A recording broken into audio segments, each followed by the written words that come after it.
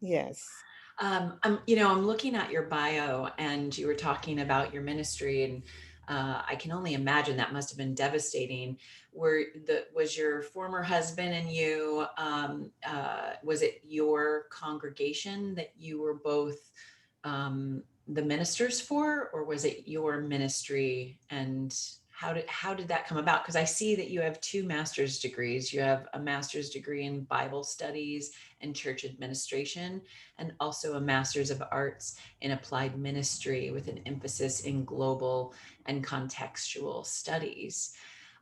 So, say a little bit about how that actually, for you and the work that you were doing, what you were able to kind of transmute that into.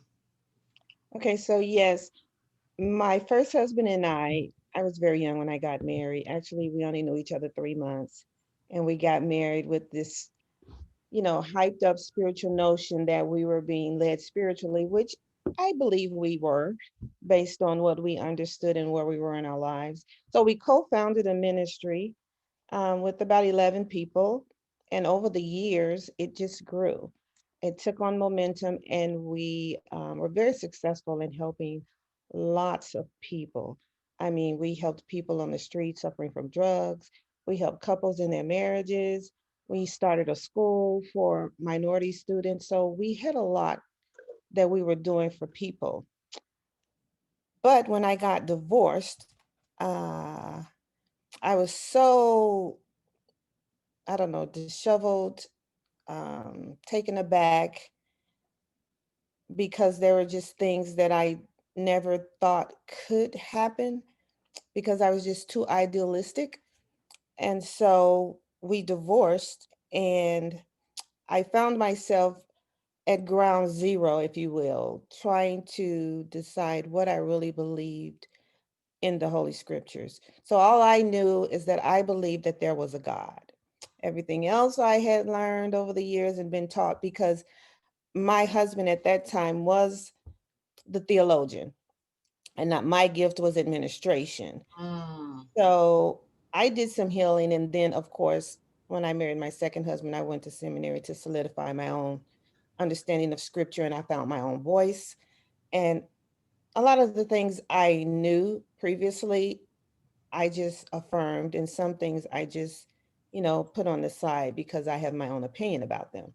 So, that being said, from that, I moved into building relationships with others. Now, I know you asked me about my journey, but I wasn't quite sure exactly what you were looking for as opposed to what I'm pastoring, because you asked me about my education and you asked me about if I pastored. So Yes. we were both pastors. I chose to leave the church because I decided I really didn't want that life anymore. The way it was going for me was not fulfilling or healthy at that particular time. So No, I I made that totally transition. appreciate that. I mean, I think that so many of us look to any of the people who are in leadership positions, leadership and spirituality, that, we expect them, to never have any problems in their lives if they, were so spiritual or so, successful in, in what they are saying. How can they have, things happen in their lives that don't work also? And so oftentimes I think that so many of us don't give people the right to be human, I but agree. I think I the whole agree. path of humanness is to be flawed and understand how to create and build our lives to take flaws and make something beautiful out of them. And Absolutely. I love that that's one of the things that you've done with what has happened to you, but also, what you've created out of it. And you went searching for your own understanding of, the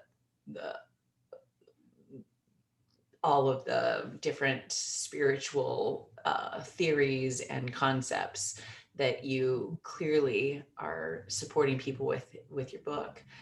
So, what are some of the things that you would say, even if it's like a brief overview of the seven principles that you talk about in the book description of your new book. What are some of those seven principles for making relationships that last?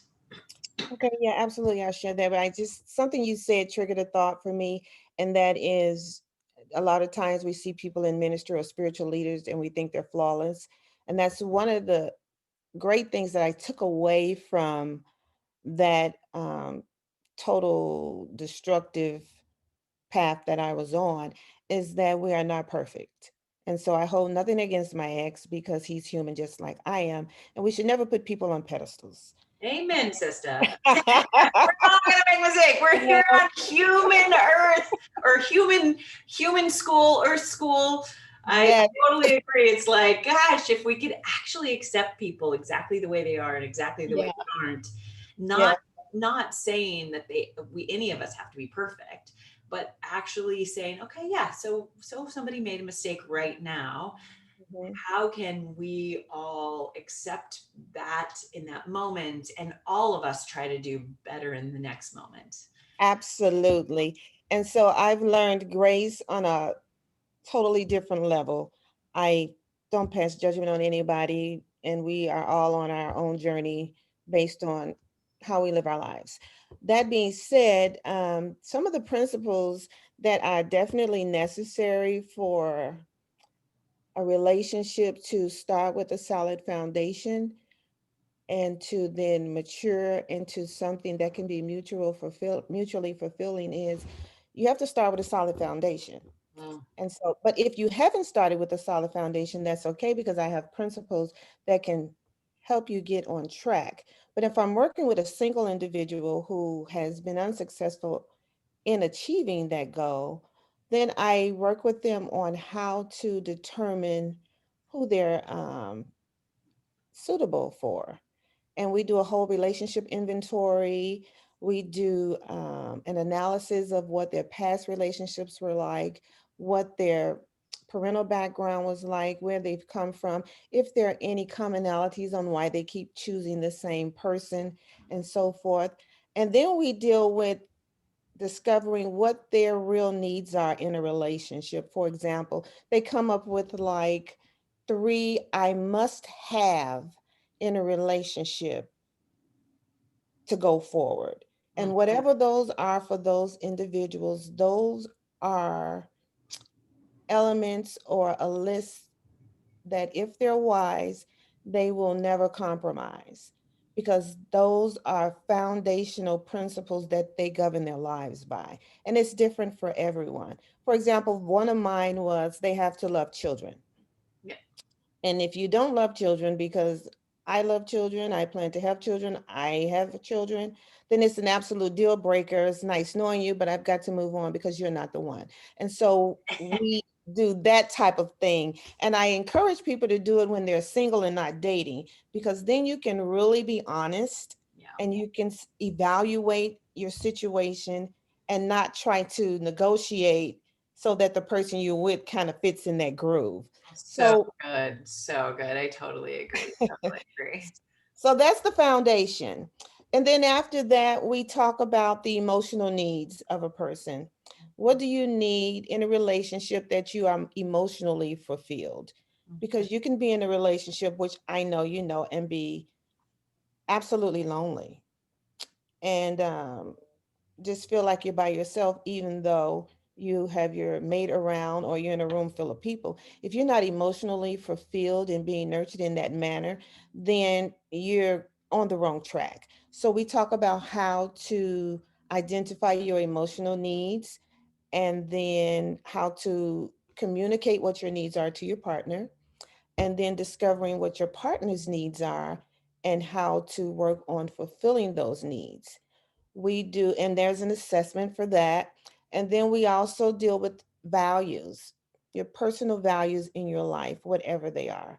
Um, let's say if it's integrity, and that's just a huge principle, and you don't like people that are really non truthful. That's just an example. Then, of course, you don't want to build a life with somebody who fabricates the truth a lot because it goes against the grain or the core of who you are. So it will generally cause friction all the time.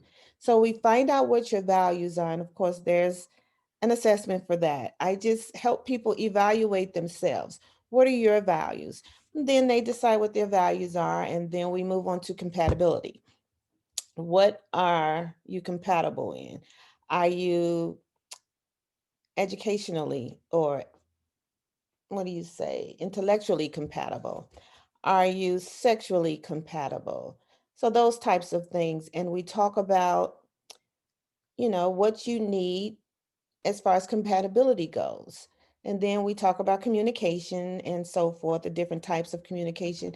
In that particular principle, the communications we deal with, what I like to borrow from the Gottman Institute, where they talk about the four horsemen of the apocalypse. Oh my God, And I love the it's, Gottmans. Gottmans are yes. fantastic. Four horsemen of apocalypse. Oh, so good. Yes, sing it, sister. Come on, tell us about the four horsemen. And so I use those principles when people are in trouble communicating because it helps you identify the negative. This is when relationships are in trouble.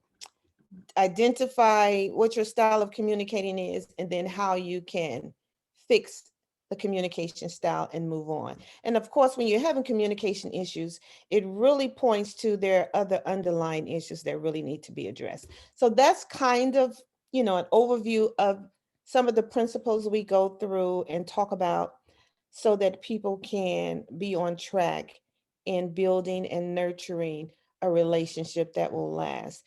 And of course, as you mature and move on into a relationship, people change.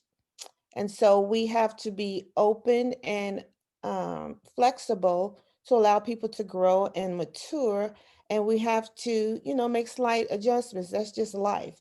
I mean, in my 20s, I was a different woman than I was in my 30s, 40s, and so forth, because I have matured. I've lived life. I've learned a lot and so forth. And so growth is a wonderful thing. And so if we love a person, want to stay with that person, then we do the things that we can to nurture the relationship and make sure that we're both fulfilled. Because nobody wants to be in a one-sided relationship where you're always happy and I'm always sad. That's a deal breaker. Oh, So my goal is to have both parties happy and mutually fulfilled as they move on and progress through life. awesome. That is so great. I really appreciate you going through, the principles that you write about in your current book. Healing the Wounds of Divorce is your first book. And the Yes, second book is how to build relationships, not how to, but building relationships that last, the guide to mutually fulfilling love. How do people get a hold of your book? I highly recommend everyone reading her book and utilizing the wisdom that she has put in this book. The Gottmans and a lot of the work being done on understanding relationships is my passion as well. I come at it from another perspective, but I'm on a mission to reduce divorce by 50% by 2040. So I hope you'll I hope you'll be on my mission team, Frida, to make that absolutely. happen.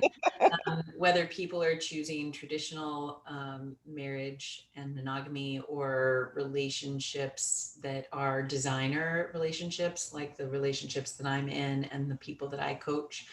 I know that relationships that last are ones that include all of what you just talked about, including trust, respect, and safety, which is the foundation that I work with people on. And Absolutely. I think that doesn't, we're not talking about just romantic relationships. We're talking about relationships.